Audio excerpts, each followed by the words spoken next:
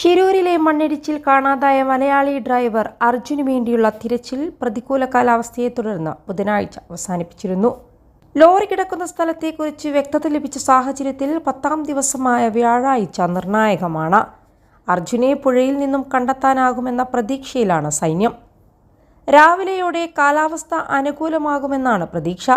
ആദ്യം ഡ്രൈവർമാരെ ഇറക്കി ക്യാബിനിൽ അർജുനുണ്ടോ എന്ന് കണ്ടെത്തുന്നതിന് ശ്രമം നടത്തും. പിന്നീടാകും ട്രക്ക് പുറത്തെടുക്കുക.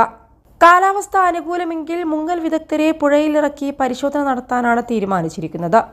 ജില്ലാ ഭരണകൂടവുമായി ചർച്ച ചെയ്താകും അന്തിമ പദ്ധതി തയ്യാറാക്കുക. മേഖലയിലേക്ക് ഡ്രോണുകളടക്കം കൂടുതൽ സന്നാഹങ്ങൾ വ്യാഴാഴ്ച രാവിലെയോടെ എത്തിക്കും.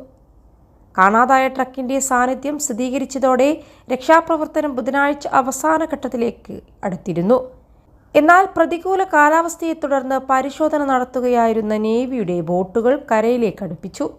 കരയിൽ നിന്ന് 20 മീറ്റർ മാറി 15 അടി താഴ്ചയിലാണ് അർജുന്റെ ട്രക്കിന്റെ സാന്നിധ്യം സ്ഥിരീകരിച്ചിരിക്കുന്നത്. ഏറ്റവും ഒടുവിലെത്തിച്ച വലിയ ബൂം എക്സ്കവേറ്റർ ഉപയോഗിച്ച് നടത്തിയ തിരച്ചിലിന് പിന്നാലെയാണ് ട്രക്കിന്റെ സാന്നിധ്യം തിരിച്ചറിഞ്ഞത്. ലോറി പുഴയിൽ നിന്ന് എടുക്കുക എന്നത് വളരെ ബുദ്ധിമുട്ടേറിയ കാര്യമാണ്. ഇതിനുള്ള സാഹചര്യം പരിശോധിക്കാൻ 3 ബോട്ടുകളിൽ നാവികസേനാംഗങ്ങൾ സ്ഥലത്തേക്ക് നീങ്ങിയെങ്കിലും കനത്ത ഒഴുക്കു കാരണം മുന്നോട്ടു പോകാനായില്ല.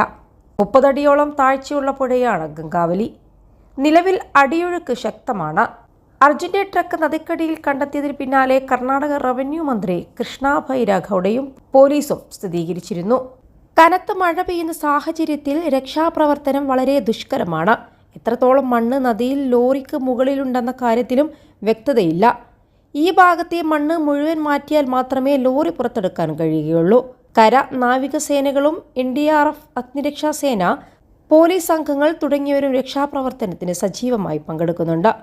കൂടുതൽ വലിയ മണ്ണുമാന്തി യന്ത്രങ്ങളും ക്രെയിനുകളും എത്തിച്ചാണ് ഒരുക്കം. അത്യാധുനിക ഡ്രോണുകൾ ഇന്നത്തെ പരിശോധനയ്ക്കുണ്ടാകും.